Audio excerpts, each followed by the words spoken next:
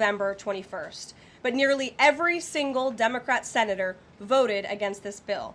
To be clear, this was the exact same bill that Democrats approved 6 short months ago in March, just adjusted for inflation. This is the same kind of clean funding bill that Democrats passed 13 separate times when they held the majority during Joe Biden's administration. So the American people woke up this morning and asked the obvious question: why is the government shut down right now? The answer is pure partisan politics being played by the Democrat Party. The Democrats shut down the government because President Trump and the Republicans will not force American taxpayers to pay for free health care for illegal aliens. America is $37 trillion in debt. We cannot afford to provide taxpayer-funded free health care to illegals who broke the law to enter our country.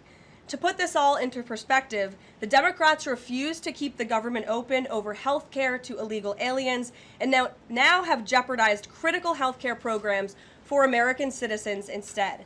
The Women, Infants, and Children program, community health center funding, Medicare treatment options, and other health programs are now all at risk because of the Democrats rejecting the Clean CR. The most vulnerable in our country are being punished because the Democrats want to prioritize illegals over American citizens. And if Democrats actually cared about health care, they would applaud the actions taken by President Trump just yesterday in the Oval Office. He took a bold and massively popular action to improve our healthcare system. He announced the first agreement with a major pharmaceutical company, Pfizer, to lower drug costs for Americans. This is a historical achievement long sought by past Democrat presidents that only President Trump was able to get done.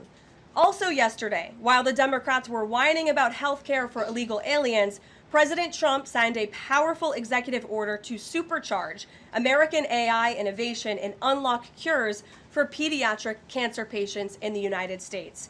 While President Trump took action to lower drug prices and improve the lives and the care of American children with cancer, again, Democrats are fighting to give health care benefits to illegal aliens. The Trump administration is fully committed to lowering healthcare costs and advancing policies that will save American lives. But right now, we need to keep the government open and funded. And individuals and organizations across the political spectrum, across the country, agree with the Trump administration and Republicans. The labor union leader, the Teamsters, Sean O'Brien, sent a very blunt message to Democrats over their destructive antics. He said American workers are not bargaining chips. Senators need to stop screwing around and pass the House-passed clean short-term funding bill. The U.S. Chamber of Commerce, the world's largest business organization, called to immediately pass the Republican Clean CR, saying, quote, shutdowns are harmful to the economy, the American people, and our national security. And even Democrat Senators Cortez Masto and Fetterman acknowledged that their party is betraying the American people with this costly and chaotic Democrat shutdown. Enough is enough. Democrats need to stop sabotaging our country and holding the American people hostage in the country. Democrats need to do their jobs. The American people want the government reopened, and this is proven in a New York Times poll showing that 2 in 3 Americans say the government should not be shut down by the Democrats, even if their absurd demands are not met. The president and Republicans are working very hard to reopen the federal government. The vice president here has been crucial in this effort. We encourage all Americans across the country, call your Democrat senators and encourage them to reopen the government. That's what President Trump and the vice president want to do. And with that, I will turn it over to our great vice president, J.D. Vance. Great. Well, thank you, Carolina, and good afternoon to everybody, and good afternoon to everybody who's watching at home. It's a tough act to follow, but let me just say a few things, and then I'll take a few questions. Number one, Democrats say that they care a lot about lowering health care costs, and yet, when the president took historic action to work with the drug companies to lower prescription drug prices, the Democrats did nothing to help us. In fact, we would have loved to have the Democrats helping us, but they didn't. They talk about doing something. They don't actually do the hard work of making it happen. What they have done instead is to shut down the government because we won't give billions of dollars to health care funding for illegal aliens. That is what has actually happened. To the American people who are watching, the reason your government is shut down at this very minute is because, despite the fact that the overwhelming majority of congressional Republicans and even a few moderate Democrats supported opening the government, the Chuck Schumer AOC wing of the Democratic Party shut down the government because they said to us, We will open the government, but only if you give billions of dollars of funding for health care for illegal aliens. That's a ridiculous proposition. Let me say two other quick things, and then again, I'll take some questions. Number one, we all understand that Democrats and Republicans have policy disagreements. The Democrats want to do things. Look, when Chuck Schumer and Hakeem Jeffries were in here a couple of days ago, they made some suggestions that the president was more than happy to say, yes, let's sit down and talk about how we can solve the healthcare crisis that we inherited from the Biden administration. But it's one thing to say that we should solve the healthcare crisis for Americans. It's another thing to say that we're going to shut down the government unless we give the Democrats every single thing that they want, which, as Caroline says, includes giving billions of dollars of taxpayer funding for health care for illegal migrants. That's ridiculous. You don't have policy disagreements that serve as the basis for a government shutdown. Let's have the conversation about how to fix American health care, about how to make health care more accessible. As the president showed, he's more than willing to act on behalf of the American people for this very reason. What you don't do is say, unless you do exactly what we want to do as congressional Democrats, we're taking hostage. And the hostage, it turns out, is critical, essential services that the American people need. Caroline talked about some of it. Let me talk about some more. Our troops are not getting paid starting today because of the Chuck Schumer wing of the Democratic Party. We have people who require food assistance, low-income Americans who require food assistance, who will not get it unless we reopen the government, thanks to Chuck Schumer and his wing of the Democratic Party. We have flood insurance as we start hurricane season in the southeastern part of our country. That flood insurance is going to disappear because of Chuck Schumer and the far left of the Democratic Party.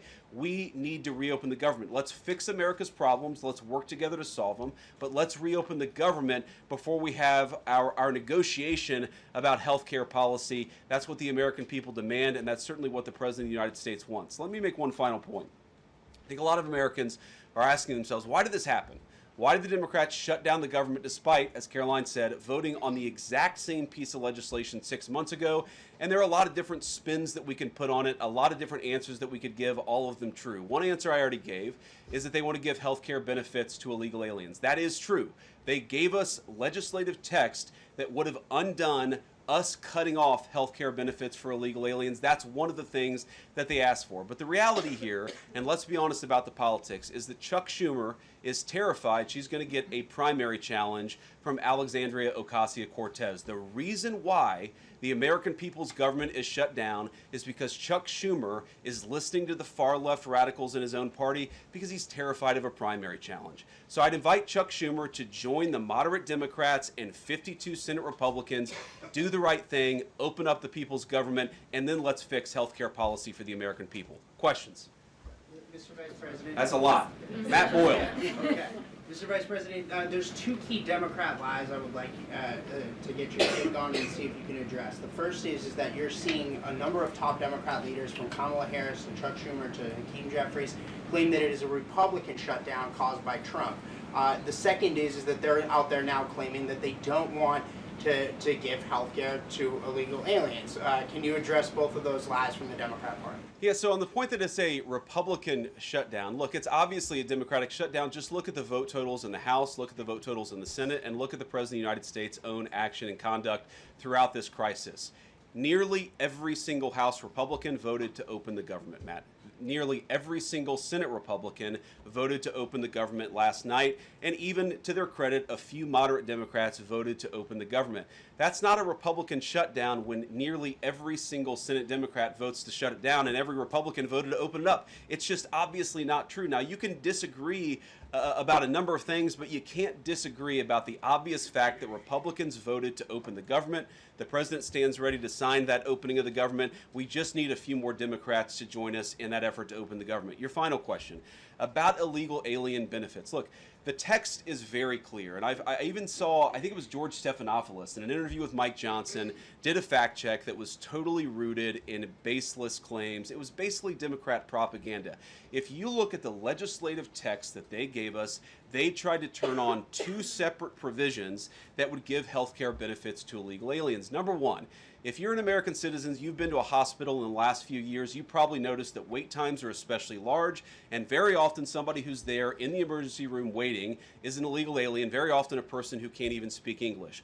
Why do those people get healthcare benefits at hospitals paid for by American citizens? The answer is a decision made by the Biden administration that the Trump administration, working with congressional Republicans, undid. We turned off that money spigot to healthcare funding for illegal aliens. The Democrats, in their legislative text, want to turn it back on. That's one thing. The second thing, Matt, is we all know that there are various ways in which the Biden administration waved away illegal immigration status. They gave parolees, they gave asylum claims to people who weren't really claiming asylum.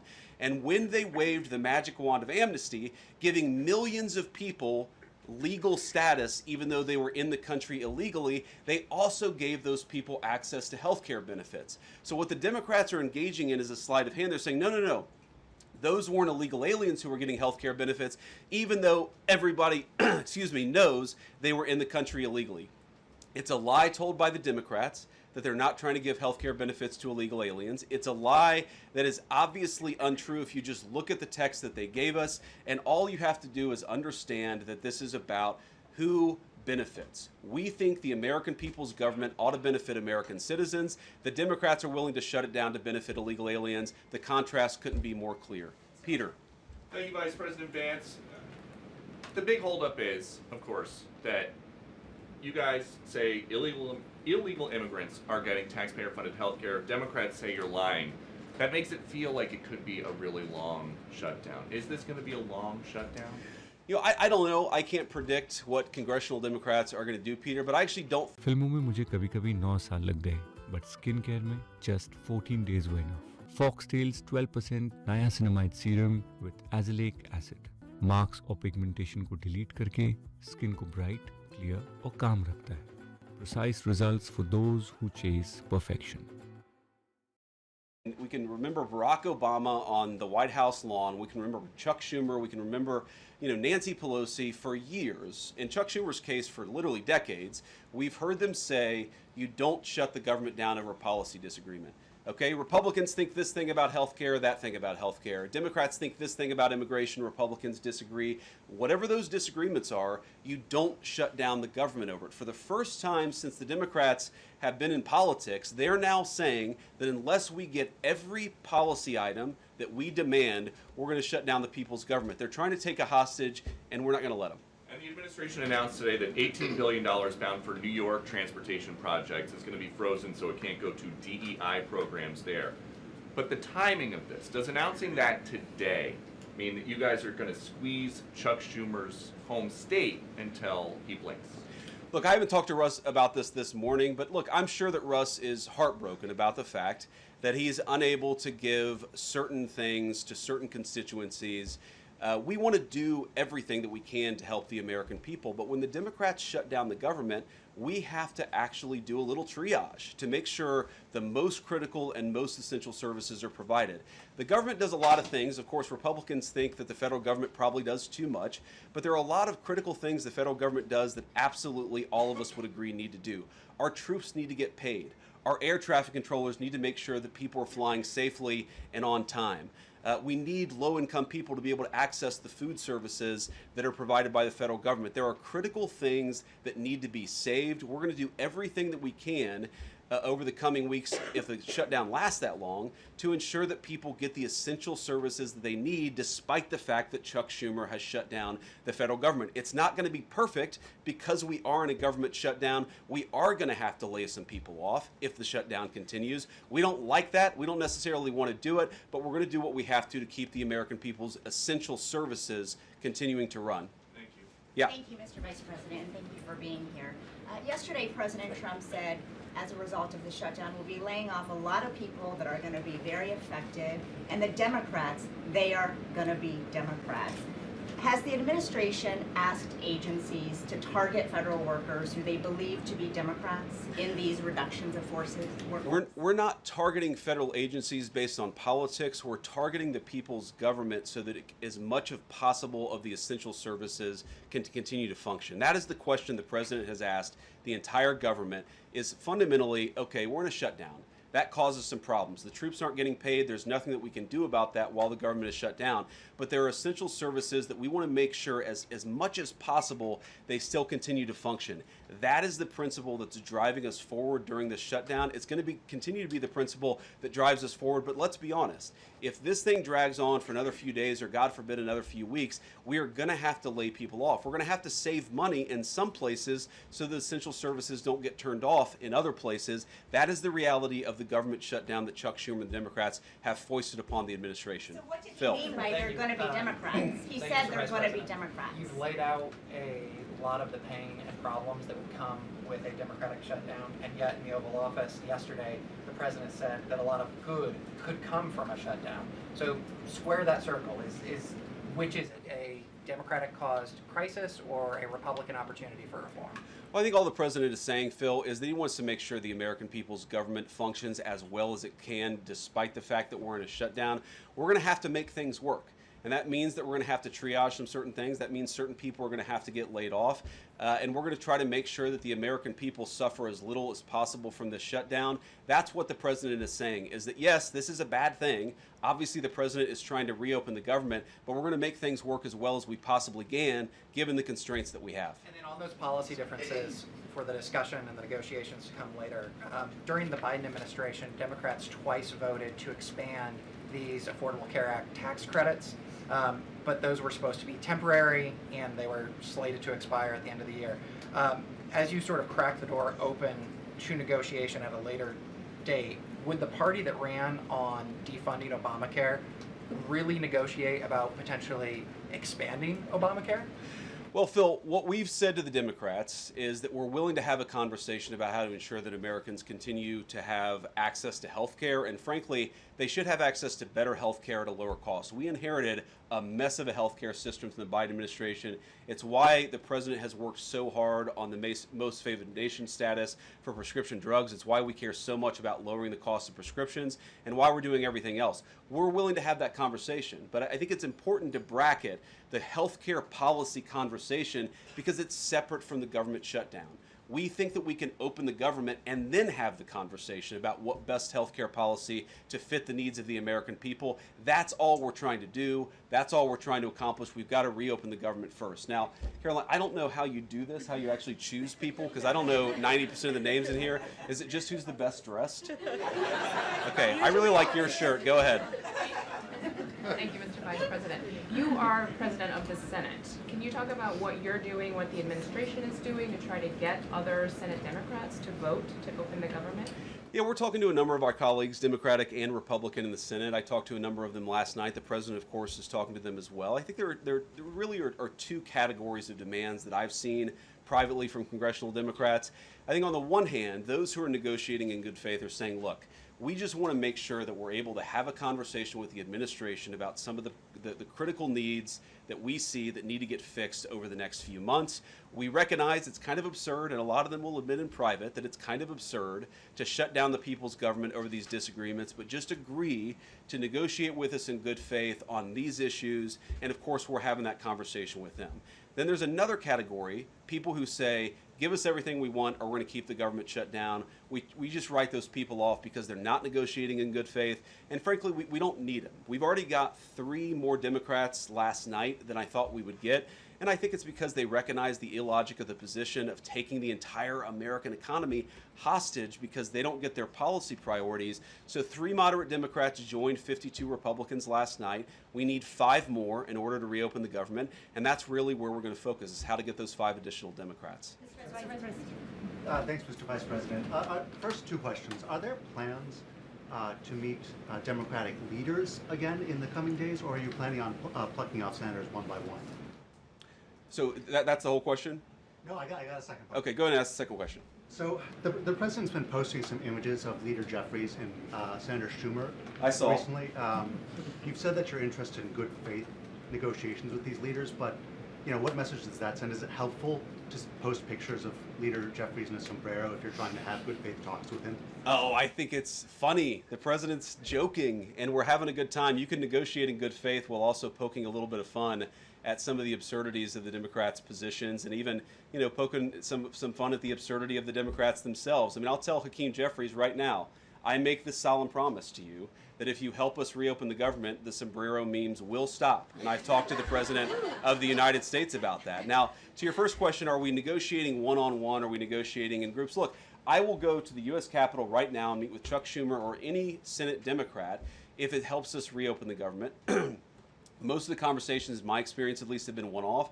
We're also, of course, relying on some of our Senate Republican colleagues who have good relationships across the aisle. We're going to do whatever we have to do is the answer. And I think it's tough to predict what shape this negotiation is going to take over the next few months. But I feel good about the fact that Democrats already realize privately the fundamental irrationality of their position. I hope that they're going to publicly acknowledge it and reopen the government.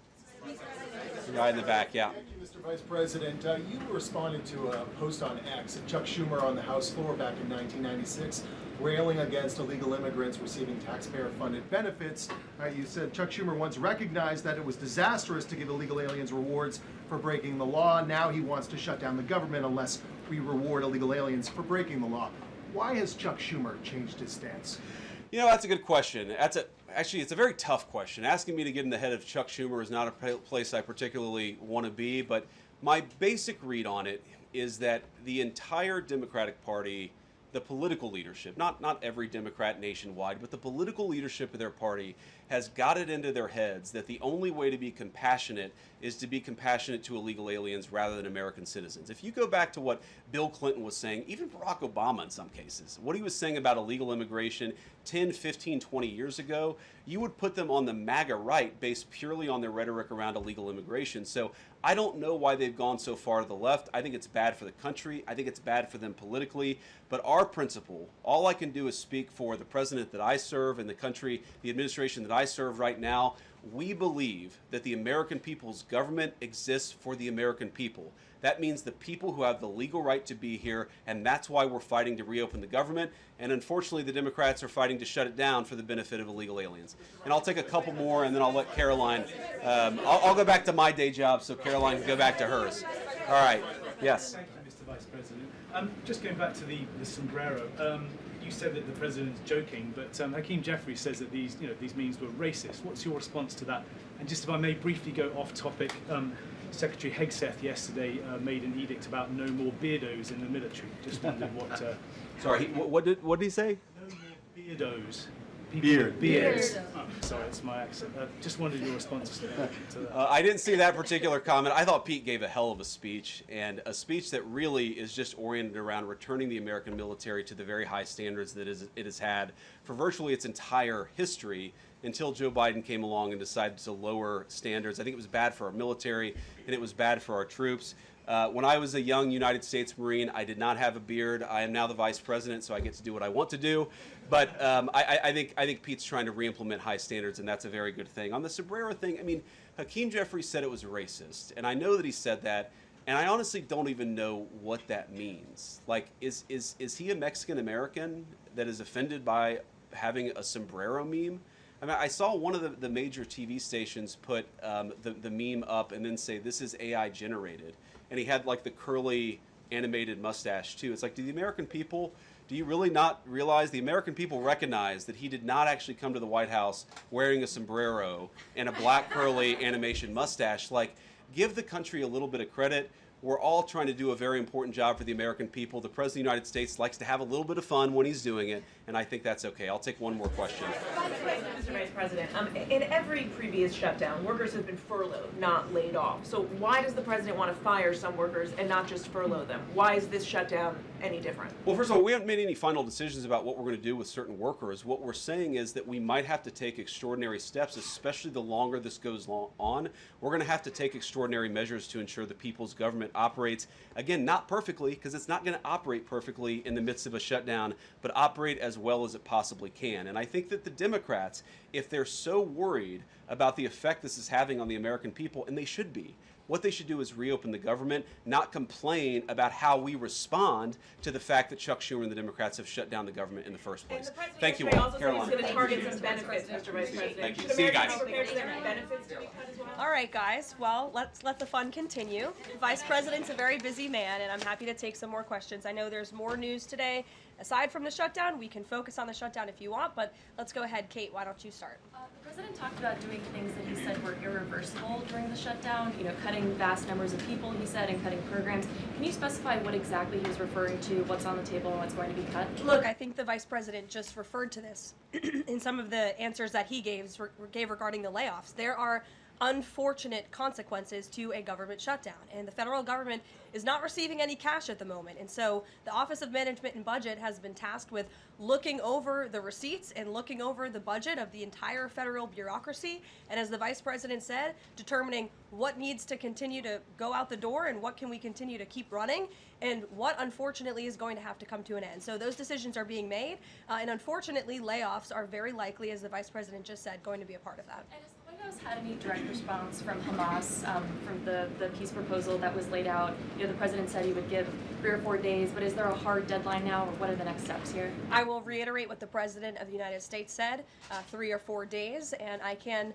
tell you that there are some very sensitive discussions that are taking place, but I certainly don't want to get ahead of any announcement at this podium. I'm going to let Special Envoy Witkoff and the President of the United States handle that.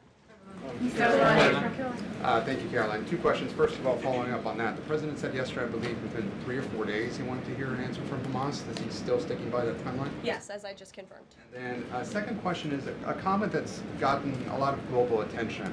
Senator Dick Durbin, he was set to receive a Lifetime Achievement Award from the Catholic Church. He's since declined accepting it because there has been some controversy.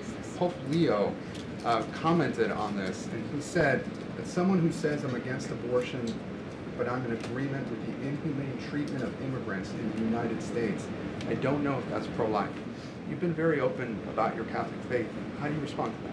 I would reject there is inhumane treatment of illegal immigrants in the United States under this administration. There was, however, significant inhumane treatment of illegal immigrants in the previous administration as they were being trafficked and raped and beaten, and in many cases killed, over our United States southern border. You also look at the inhumane treatment at the hands of some of these illegal immigrants that took place under the previous administration as well. Laken Riley comes to mind, a beautiful American citizen who was killed at the hands of an illegal immigrant. So this administration is trying to enforce our nation's laws in the most humane way possible, and we're upholding the law, and we're doing that on behalf of the people of our country who live here. Josh. Thanks a lot, Caroline. What is the level of concern that the administration has regarding a protracted government shutdown in terms of its impact on the U.S. economy and also its impact on small businesses as well? Well, look, this government shutdown is no doubt going to impact everyday Americans, and it is the fault of the Democrats that we are in this position. And I know I relayed some programs that will be impacted, the Vice President did as well, but I just want to make sure the American public understand what the Democrats have done to our government and our country. 1.3 million active duty troops will work now without pay.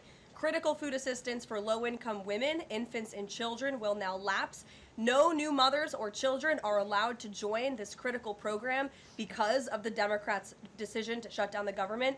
Telehealth services for seniors and in-home treatment options for Medicare patients will now come to an end. Nearly 50,000 members of the United States Coast Guard are going to have to work unpaid. Over 13,000 air traffic controllers will work without pay, as well as TSA agents, which will very likely create flight disruptions. And pay will now stop for over 150,000 federal law enforcement officers. These are not just numbers and statistics. These are real Americans who have families at home. And I saw some Democrat members today saying they're still going to accept their paychecks because they have 3 kids at home and they have mouths to feed. Well, so do these federal workers who those same Democrats just voted to shut down the government and turn off their pay. And we believe that's very unfair, and it's why the administration wants to see the government reopened. GDP growth fell by about 0.5 percentage point during the last government shutdown during the president's first term.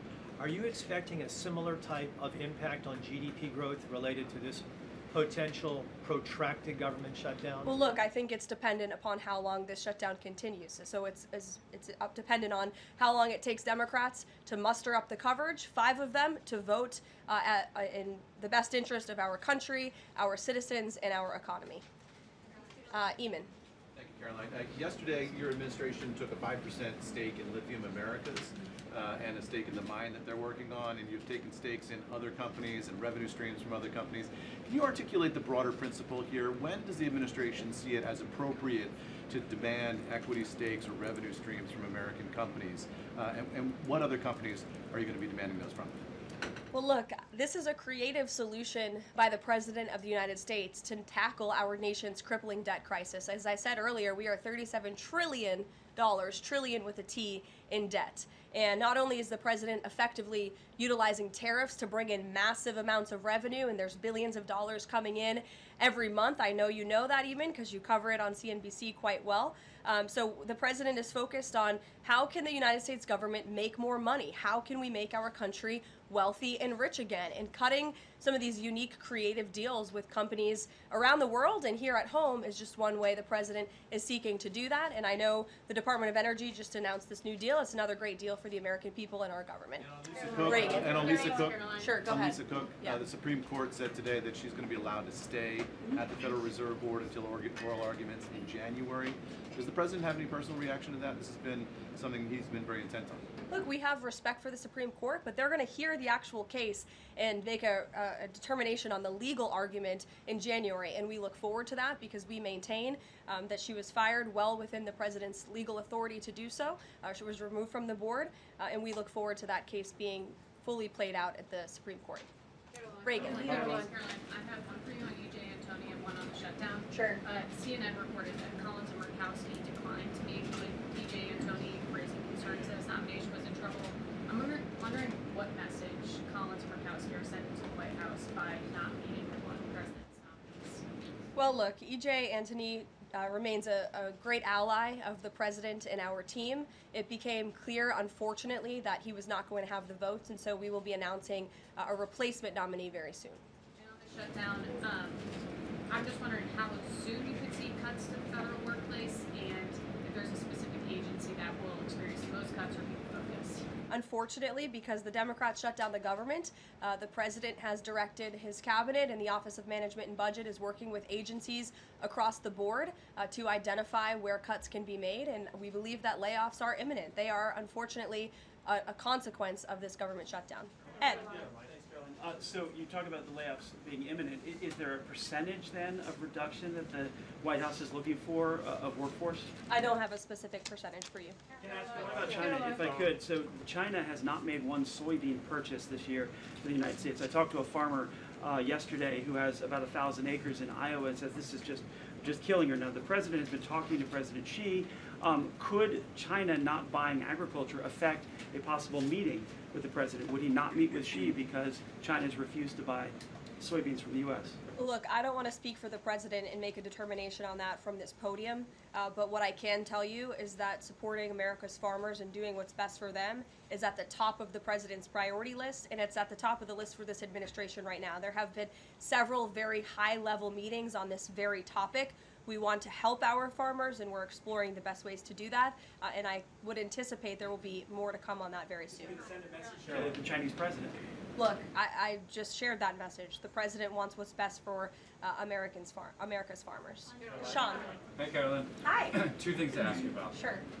First thing, I want to ask about this video that the president posted the other day. It was an AI deepfake of himself talking about something called medbeds. What was he trying to communicate to the public there, and why did he delete it? I think the president saw the video and posted it, and then took it down. And he has the right to do that. It's his social media. He's incredibly transparent, as you all know. You hear from him directly on social media. He likes to share memes. He likes to share videos. He likes to repost things that he sees other people post on social media as well. And I think it's quite refreshing that we have a president who is so open and honest directly himself, many a times on Truth. You are hearing directly from the President of the United States. And second thing, how did the White House decide that it is appropriate for Jared Kushner to be working on matters that involve Qatar, the UAE, Saudi Arabia, three countries that combined have given him more than $2.5 billion for his investment firm? I think it's, frankly, despicable that you're trying to suggest that it's inappropriate for Jared Kushner, who is widely respected around the world and has great trust in relationships with these critical partners in these countries, to strike a 20-point comprehensive detailed peace plan that no other administration would ever be able to achieve. And so Jared is donating his energy and his time to our government, to the President of the United States, to secure world peace. And that is a very noble thing. And this is a peace plan that has not just been accepted by Israel, but it has been applauded by Muslim and Arab countries around the world. It has been applauded by European leaders around the world. Virtually everyone in the world is supportive of this plan that Jared Kushner offered his time to help put together alongside our special envoy Witkoff, the Vice President, the President of the United States, Secretary Rubio, and the President's entire national security team. We are very proud of that plan, and we hope Hamas will accept it because it will lead to a more peaceful and prosperous Middle East. Kristen. Two questions. One, we're talking a lot about these layoffs and hypotheticals, but Speaker Johnson earlier today said that there is a proposal from the White House that House Republicans are expected to hear this afternoon about these mass layoffs. Can you tell us what is in that proposal? What agencies, what programs, what jobs? What he's referring to is a proposal that our Office of Management and Budget Director, Russ Vought, is going to be proposing to the House Republican Conference. He's going to kind of walk them through what this unfortunately is going to look like so they can discuss it with their constituents back home in their respective districts. So I don't want to get ahead of the Office of Management and Budget, but I'm sure you'll be hearing more about that very soon. Look, we have to put a plan in place. It would be irresponsible of us not to take a look at each and every agency and get an understanding of what we're going to have to do moving forward to do the best we can in the midst of this government shutdown. Thanks, Caroline. Just on that point, though, Russ Vought told House members, according to our notice reporting, that RIFs would happen in 2 days. Already, we know that some have been sent out from the U.S. Patent Office. So I wonder, one, this administration continues to say that they don't want to lay people off, but obviously there is a plan to lay people off. So what is your message to those people who are getting laid off? And then if the government reopens, will those RIFs reverse? Are they not permanent if the government reopens, specifically if it reopens pretty quickly? Well, sometimes you have to do things you don't want to do, and it's because the Democrats have put us into this position. If the Democrats did not vote to shut down the government, we would not be standing up here talking about layoffs today. We'd be talking about all the other news stories going on in the world in our country. We'd be talking about all of the great things that this administration is doing to uplift Americans across the country. But unfortunately, the Vice President of the United States and I have to come out here today to talk about a government shutdown that the Democrats put us in this position. And the second question, Go ahead, Joey. Thanks, Caroline. I'm just trying to clarify the timing of these potential layoffs to federal workers. You said imminent. The Vice President seemed to say in a couple of days. It looks like Russ Vought maybe said in 2 days. When would these layoffs begin? 2 days, imminent, very soon. You will expect more announcements right now. Is it just unclear, or are you waiting? No, it's not unclear. All of those things are very synonymous with one another. These RIFs are unfortunately going to happen very soon. And it'll definitely Dasha. Caroline, we've been talking about the Affordable Care Act, enhanced premium tax credits, and sort of the politics of it all, right? But this is a very real, tangible impact that American people will feel. The Kaiser Family Foundation says that with the ACA enhanced premium tax credits, without them, premiums will go up 114% on average. 19 million of the 24 million people who rely on the coverage are in states that President Trump won.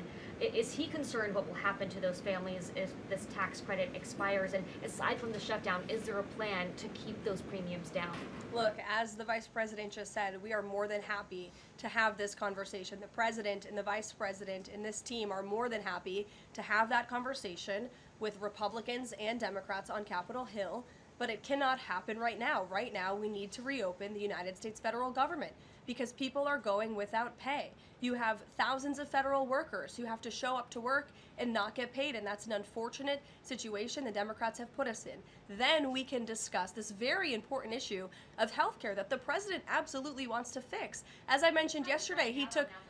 But those premiums do not expire until the end of the year. It's October 1st right now. And so we have a few months to have that conversation. And it's irresponsible of the Democrat Party to try to convince the American people that that conversation has to happen right now. No, what needs to happen right now is the reopening of the United States federal government. And then this administration will be happy to work with Democrats in good faith to come to a policy determination. But one red line the government has already made clear, this administration has already made clear, this administration is never going to support taxpayer-funded benefits going to illegal aliens. And we think it's despicable that that was one of the first proposals that Democrats put in their funding proposal, in their CR. The Republican CR was a clean CR that would keep the government open. Democrats have voted for it 13 times in the past. The Democrats put this poison pill in there, this partisan pill. Why? Because they are beholden to the far left radicals in their party. And you already see 3 moderate Democrats having the courage to say no.